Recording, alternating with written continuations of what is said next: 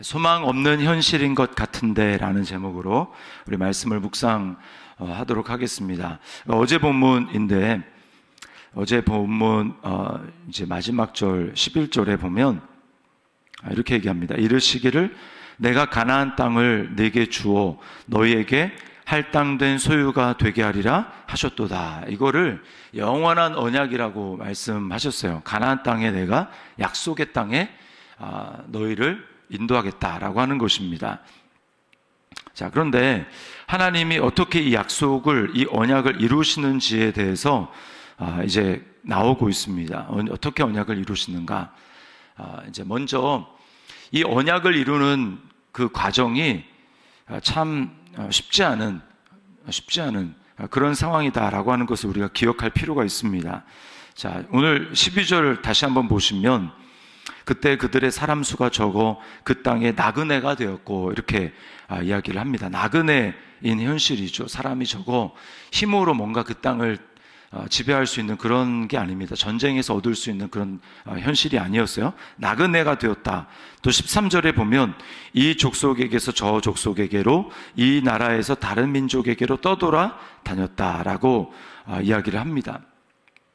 가나안 땅에 아브라함이 처음에 이제 그 가족이 왔다가 어떻게 됩니까? 애굽으로 또 내려가죠. 그리고 다시 또 가나안 땅으로 올라오고 자녀들도 마찬가지였습니다. 뿐만 아니고 16절에 보면 이렇게 얘기하죠. 그가 또 그 땅에 기근이 들게 하사 그들이 의지하고 있는 양식을 다 끊으셨도다. 네. 기근까지 들어있는 이런 상황입니다. 이렇게 참 환경적으로 녹록하지 않은 그런 상황 가운데 하나님께서 어떻게 이 약속을 이루어 가시는가? 하나님은 연약함과 실수에도 지키시는 자신의 모습을 보여주심으로 이 약속을 이루어 가십니다. 자, 14절, 15절을 보시면 이렇게 얘기하죠. 그러나 그는 사람이 그들을 억압하는 것을 용납하지 아니하시고 그들로 말미암아 왕들을 꾸짖어 15절에 이르시기를 나의 기름 부은 자를 손대지 말며 나의 선지자들을 해하지 말라 하셨도다. 이것이 이제 아브라함이 그랄이라고 하는 땅에 거할 때 있었던 일입니다.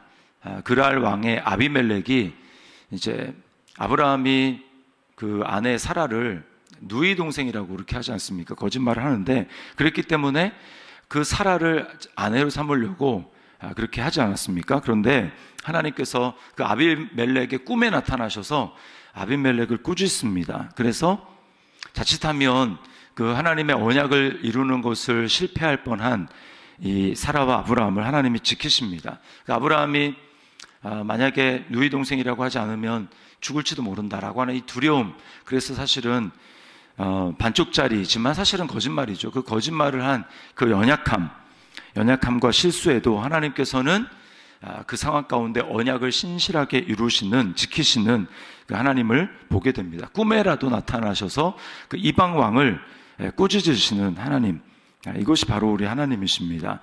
뿐만 아니고요, 내가 생각할 수 있는 그 상식을 훨씬 초월한 방식으로 하나님은 이끌어 가십니다.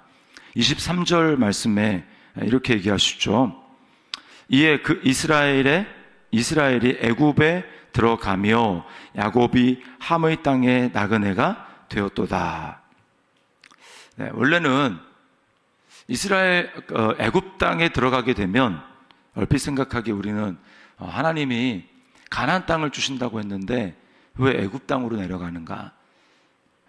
이것이 이해되지 않는 하나님일 수 있습니다. 가나안 땅에 머물러야지 어떻게 애굽 땅으로 인도하시는가? 전혀 생각하지 못한 하나님의 방법입니다. 우리는 이 하나님이 우리에게 언약을 주시고 약속을 주시고 그 언약을 이루어 가시는 데 있어서 우리가 인정해야 될 것은 뭐냐면 그 세부적인 방식을 우리가 다 알 수 없다라는 겁니다. 어떻게 주시는지 기상천외한 방법으로 하나님이 주실 수 있고 우리가 그것을 다 알지 못한다라고 하는 것을 우리가 고백하고 인정해야 합니다. 당장은 눈에 보기에 기근을 피하기 위해서 이제 모든 땅이 다 흉년이 들었고 그래서 먹을 것이 없어서 애굽으로 인도하시잖아요. 요셉을 애굽에 먼저 보내셔서 총리로 삼으시고 요셉의 보호 속에서 하나님은 그 흉년을 피하게 하시고 생육하고 이스라엘이 그 70명이나 되는 야곱의 가족이 애굽 땅에서 생육하고 번성할 수 있는 최적의 조건을 하나님이 만드신 것입니다. 그리고는 우리가 출애굽기로 넘어가서 보면 하나님이 이스라엘을 번성하게 하시고 400년이 지나서 애굽에서 나오게 하시는 그 하나님의 역사를 보게 됩니다. 이것이 우리 하나님의 역사예요. 우리는 다 알 수 없습니다. 우리가 구원받은 것도 한번 생각을 해보십시오. 예수 그리스도를 통해서 하나님의 구원의 역사가 이루어진 것이 얼마나 말이 안 되는 방법입니까? 고린도전서 말씀해 보면 이것은 이 세상에 있는 관원들의 지혜로 알 수 없었다라고 이야기를 합니다. 인간의 방법으로는 어떻게 연약한, 정말 그냥 연약한 한 사람이 십자가에 못 박혀 죽는 것, 죽음으로 끝나는 그 방식, 그래서 지혜를 추구하는 헬라인들이 봤을 때는 말이 안 되는 것 같고 미련한 것 같고, 또 능력을 추구하는, 기적을 추구하는 이스라엘 사람들이 봤을 때도 그것은 십자가에 못 박혀 죽는 것은 연약한 실패지, 이게 어떻게 하나님의 능력이냐 라고 말하는, 그 당시에 유대인도 헬라인도 다 받아들이기 참 어려운 그 방식. 근데 하나님 뭐라고 말씀하십니까? 그러나 구원을 얻는 우리에게는 십자가는 하나님의 능력이다. 멸망하는 자들에게는 십자가가 미련한 것으로 보여도 구원을 받는 우리에게는 하나님의 능력이다라고 말씀을 하는 거예요. 이것이 바로 하나님이 우리를 구원하시는 방식입니다. 그러니까 아브라함의 후손에게 언약, 약속의 땅을 주시겠다라고 한 그 약속이 바로 하나님의 나라죠. 그리고 이 하나님의 나라가 우리에게 어떻게 이루어지게 하십니까? 그리스도 안에서 물과 성령으로 거듭난 자가 하나님 나라를 볼 것이고 또 하나님 나라를 들어갈 수 있다라고 말씀을 하시는데, 우리가 바로 성령으로 말미암아 거듭나게 되어서, 그 복음을 받아들임으로 말미암아 거듭나게 되어서 하나님은 우리에게 성령을 주심으로 말미암아 우리 눈을 열어주시고 하나님 나라를 믿음으로 보게 하시고 또 하나님 나라를 우리가 믿음으로 들어갈 수 있게 하셨습니다. 그러므로 우리는 성령으로 말미암아 우리에게 하나님 나라가 이미 임했고 우리는 하나님 나라를 살아가고 있음을 기억해야 합니다. 그리고 아직은 완전하게 이루어지지 않는 그 하나님의 나라, 그것이 하나님이 이미 나에게 그리스도와 성령으로 말미암아 하나님 나라가 임하게 하셨다면 하나님께서 우리에게 이 착한 일을 시작하신 이 일이 하나님의 방법으로 이루시겠다, 하나님의 능력으로 이루신다라고 하는 것을 우리는 늘 기억하면서 신뢰해야 합니다.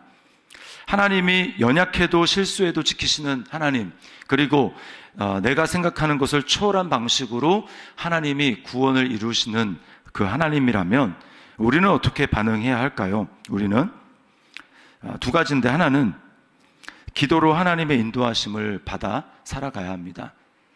자, 야곱이 이해가 안 되는 거예요. 가나안 땅을 주시겠다고 했는데 이제 애굽으로 내려가야 되는 상황이잖아요. 요셉이 살아있다라는 것을 알았고, 그래서 요셉이 애굽에서 총리가 되어 있다라는 걸 알았고, 그래서 이 수레까지 보내가지고 이제 다 가족들 내려오라고 합니다. 근데 야곱은 알고 있잖아요. 그 할아버지 아브람, 그리고 아버지 이삭, 그리고 자신에게까지 들었던 하나님의, 그리고 직접 하나님이 나타나셔서 말씀하셨던 언약이 있단 말입니다. 내가 이 땅을 너와 내 자손에게 줄 것이다. 이해가 안 되죠. 근데 애굽으로 내려간다. 그때 야곱이 했던 것은 하나님 앞에 예배하고 기도하는 일이었습니다. 이해가 안 되니까 어떻게 애굽으로 내려가시라고 하시는가. 그때 하나님은 이런 응답을 주셨어요. 애굽으로 내려가라고 하는 그 말씀을 주셨습니다. 창세기 46장 3절과 4절에 보면 이렇게 말씀합니다. 나는 하나님이라 네 아버지의 하나님이니 애굽으로 내려가기를 두려워하지 말라. 내가 거기서 너로 큰 민족을 이루게 하리라. 내가 너와 함께 애굽으로 내려가겠고 반드시 너를 인도하여 다시 올라올 것이며 요셉이 그의 손으로 네 눈을 감기리라. 그러니까 의심하지 말고 내려가라. 이 하나님의 약속을 이제 인도하심을 받고 애굽으로 내려간 것이죠. 여러분, 우리가 하나님의 어떻게 내 삶을 인도하시고 언약을 이루어 가시는지를 다 알지 못하는데, 그렇기 때문에 우리는 나의 연약함을 고백하면서 하나님의 인도하심을 받아야 됩니다. 아니, 그 가나안인데 어떻게 애굽으로 내려갑니까? 라고 우리가 당연히 의심할 수 있죠. 그러니까 하나님 앞에 기도해야 되는 것이고 하나님의 인도하심을 받는 것입니다. 우리는 수시로 하나님의 인도하심을 받아야 돼요. 그러니까 그 가나안 땅이라는 것만 고집하고 있으면, 그리고 하나님의 인도하심을 받지 않으면 하나님의 계획을 거스를 수 있는 것입니다. 애굽으로 내려갔다가 거기서 큰 민족을 이루어 내가 가나안 땅을 차지하게 할 거다라고 하는 하나님의 그 계획을 알지 못하니까, 저는 애굽으로 내려갈 수 없습니다, 하나님은 이 땅을 주신다고 하지 않았습니까? 라고 하는 것이 매우 믿음 있는 것 같이 보이지만 그것은 고집이죠. 고집입니다. 그러므로 우리는 우리를 어떻게 인도하시는지 하나님 앞에, 나는 다 알지 못합니다, 하나님의 지혜로 나를 인도하여 주옵소서. 우리 기도함으로 하나님의 인도하심을 받아야 합니다. 그리고 두 번째는 인내예요. 인내. 낙심할 만한 그런 하나님의 언약이 이루어지지 않는 것 같은 그러한 현실, 아까도 얘기했죠. 나그네고 떠돌이 신세고 또 기근도 들었고, 또 이게 가나안 땅이라고 했는데 왜 애굽으로 내려가야 되고, 이런 많은 여러 가지 현실적으로 문제들이 많이 있습니다. 그때 소망을 잃지 않고 인내를 가지고 참아야 합니다. 이것이 바로 하나님의 언약을 이루어가는 중요한 방법이에요. 인내가 없으면 우리에게 신앙에 있어서는 무엇이든지 이루어지지 않습니다. 예수님을 보십시오. 십자가를 참으셨다고 얘기합니다. 십자가를 인내하셨어요.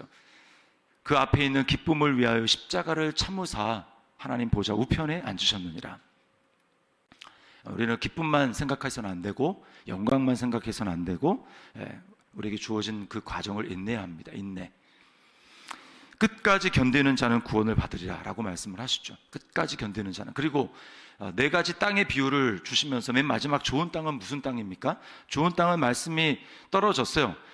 그 돌밭과 반대되는 거. 돌밭은 말씀이 딱 떨어졌을 때 당장은 기뻤어요.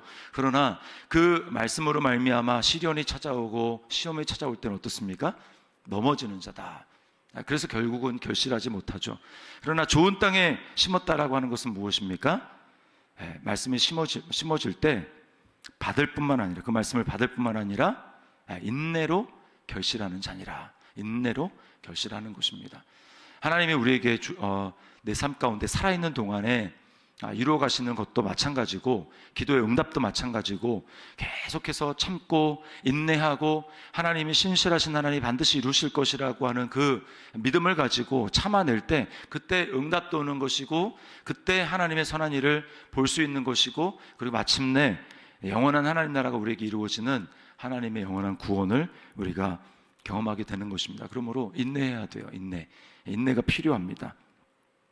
오늘 소망 없는 것 같아 보이는 이 현실 가운데 하나님은 우리를 끊임없이 우리 연약함에도 불구하고 실수에도 불구하고 인도해 가십니다. 그것은 내가 생각하지 못한 놀라운 나의 생각을 초월한 방식입니다. 그러므로 우리는 하나님 앞에 날마다 기도함으로 성령님의 인도하심을 받아야 할 것이고, 또 인내로 결실해야 할 것입니다. 오늘 이 말씀 앞에 오늘도 주님, 내가 하나님을 신뢰하며 나아갑니다. 성령님의 인도하심을 따라 나아갑니다. 나를 붙들어 주시고 또 힘을 더하시고 인내할 힘을 더하여 주셔서 이 믿음의 길을 승리할 수 있도록 인도하여 주옵소서. 그렇게 믿음으로 걸어가는 저와 여러분들 될 수 있기를 주님의 이름으로 축원합니다.